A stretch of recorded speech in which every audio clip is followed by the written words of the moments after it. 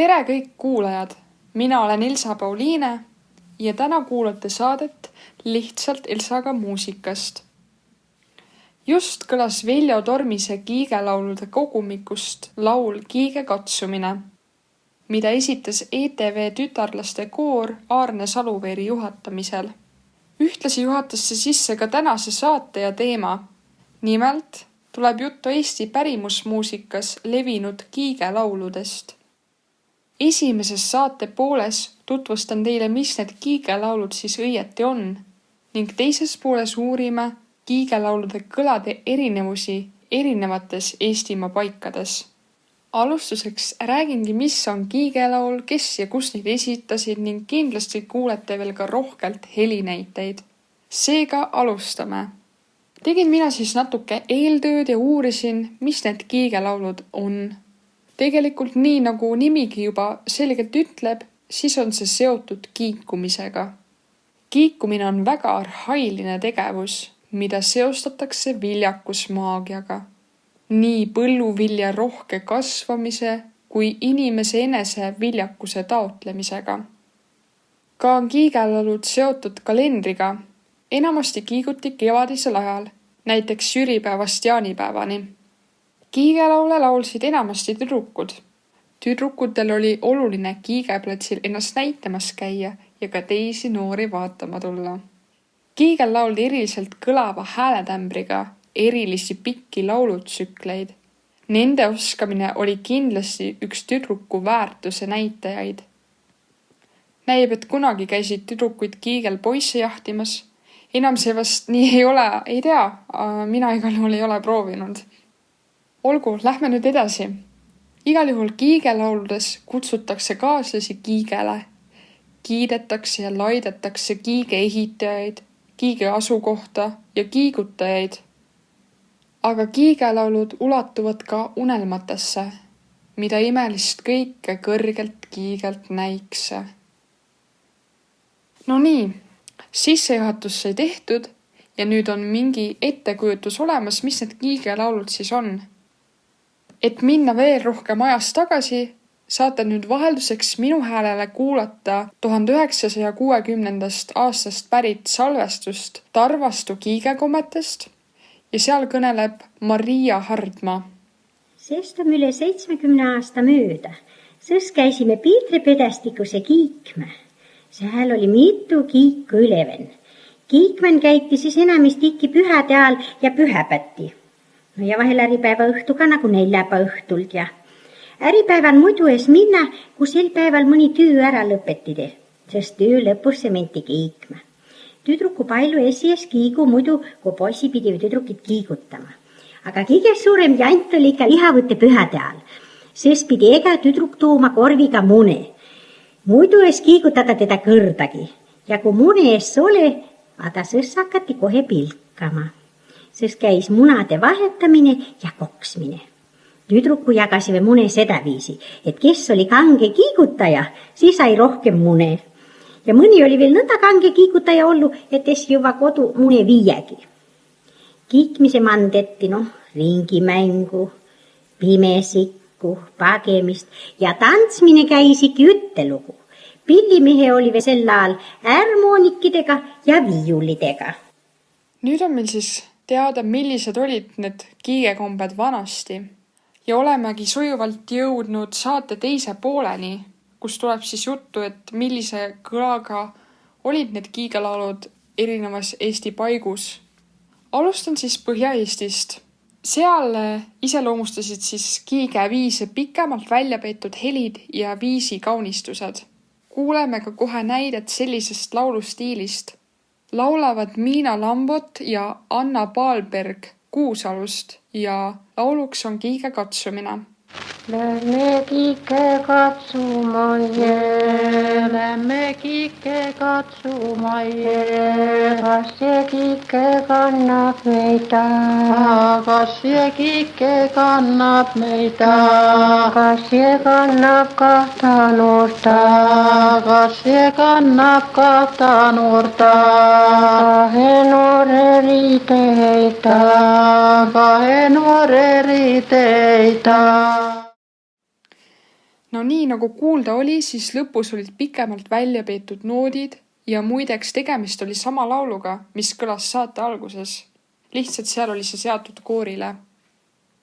Natuke nüüd Põhja-Eestist eemal, siis Järvamaal, Kirde-Harjumaal ja Lääne-Virumaal on välja kujunenud väga omapärased, otseselt suure kiige liikumisperioodiga kooskõlla viidud viisid.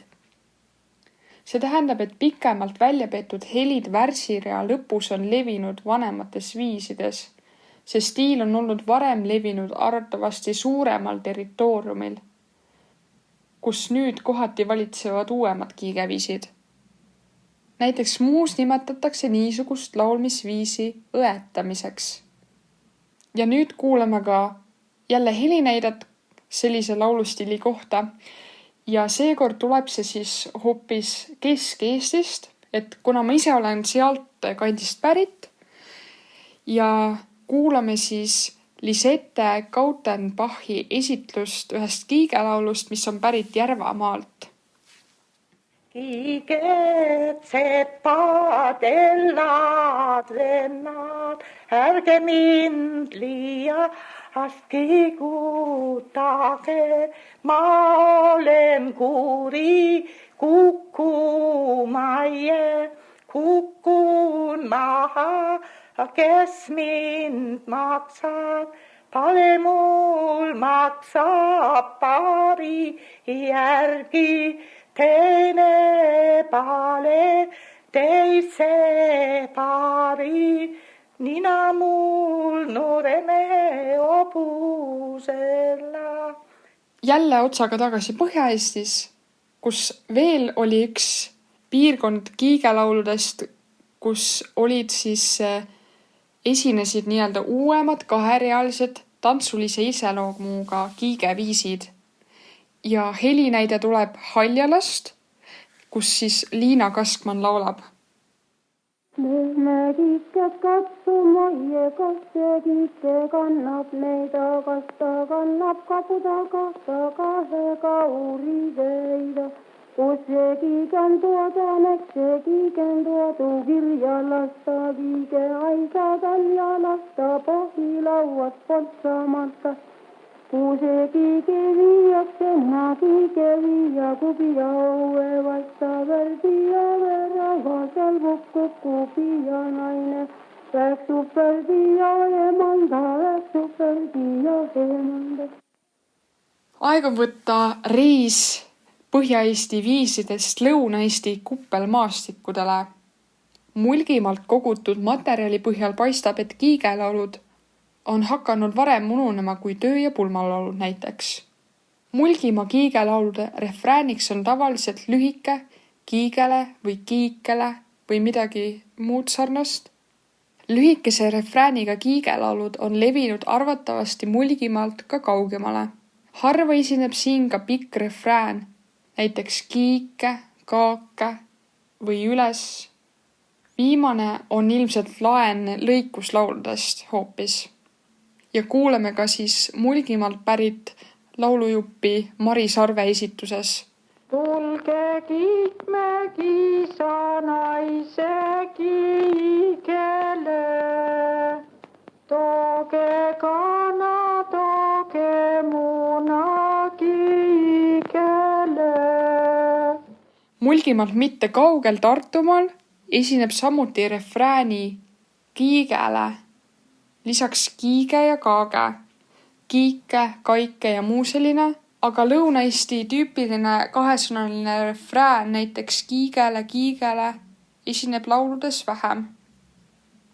Kagu-Eestis esineb seni veel ära seletamata refrääne hädä ääkägo, hädä äiäkägo, hädä ääkaikah või muu selline. Hädä tähendab naine või eit. Nii et küllap on siin pöördumine teiste naiste poole. Ja sellisest laulumaneerist annab ülevaate Olga Antsov Karulast lauluga Tulge kiigele, tooge mune. Aga kuidas, kui lihavõttepühade ajal älli tehti, kuidas siis lauldi? No oli väga lühkese laulkese, nii Vanaemaks ütles, et laulke, lapsel laulka nii, kes tule, tooge muna, tee, kaika, kats tükki kanamunne, tee, kaika, paar tükki parsimunne, tee, kaika. Niisugune lühikene laul oli. Lühikene, jah. Too oli lühikene laulukene, jah. Ja mis ma oskan öelda? Tänases saates sai palju kuulda erinevaid helinäiteid, eks võis olla nagu raske aru saada nendest vahedest Põhja-Eesti pool, Lõuna-Eesti pool, et tegelikult need olid väga-väga väikesed. Aga nagu pärimusele omane, siis ei ole kõikel ühtemoodi, vaid on ikka veidikeni nagu selliseid väikeseid detaile, mis teevad need eriliseks ja just selles paigus. Ja isegi meil siin Eestimaa pinnal, et me oleme nii väikesed, aga ikka on ühes kohas natuke erinev kui teises kohas. Täna saime teada, mis on kiigelaulud. Seda, mille järgmisel korral endaga kaasa võtta saate, head kuulajad, veel ei tea, aga kindlasti midagi põnevat. Mina olin Elsa Pauliine ja te kuulasite saadet Lihtsalt Elsaga muusikast. Tänast raadiosaadet jääb lõpetama Kärdla Ühisgümnaasiumi noorte poolt lindistatud laul Hea kiik. Tšau!